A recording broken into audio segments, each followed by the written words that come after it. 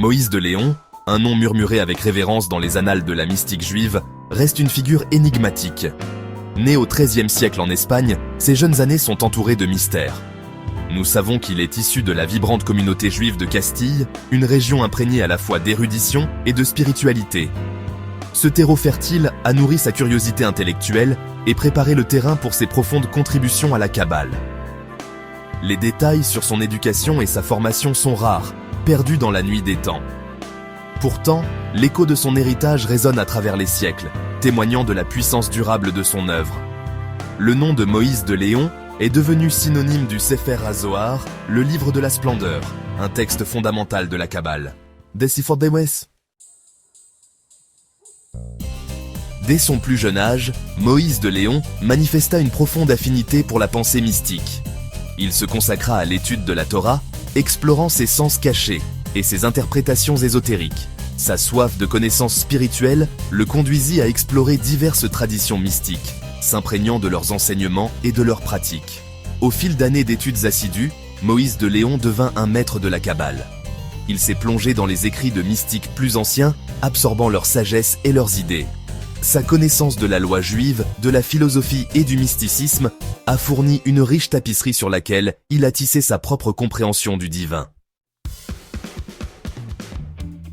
Le Sefer HaZohar, une œuvre complexe et multiforme de la mystique juive, représente le magnum opus de Moïse de Léon. Son apparition à la fin du XIIIe siècle marqua un tournant dans l'histoire de la Kabbale. Le Zohar, qui signifie splendeur en hébreu, se présente comme un ancien commentaire araméen de la Torah. Cependant, ses véritables origines ont fait l'objet de nombreux débats. Moïse de Léon prétendait avoir découvert le Zohar, en attribuant sa paternité à Rabbi Shimon bar Yochai, un sage du IIe siècle. Bien que les érudits débattent de la paternité du Zohar, le rôle de Moïse de Léon dans la diffusion et la mise en forme de ce chef-d'œuvre mystique est indéniable. Il a méticuleusement compilé, édité et probablement écrit des parties importantes du texte. L'impact de Moïse de Léon sur la mystique juive est indéniable.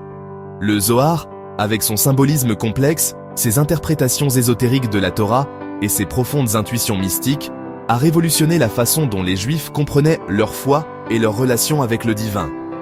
Le Zohar est devenu un texte central dans les cercles kabbalistiques, ses enseignements influençant des générations de mystiques. Malgré les critiques et les controverses entourant la paternité du Zohar, son impact sur la pensée juive a été profond.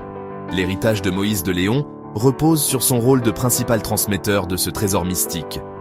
Son œuvre a ouvert de nouvelles voies pour l'exploration spirituelle, offrant un aperçu des dimensions cachées de la réalité et de la nature de Dieu. Le Zohar continue d'inspirer et d'intriguer les chercheurs de sagesse spirituelle, consolidant la place de Moïse de Léon comme figure pivot de l'histoire de la mystique juive.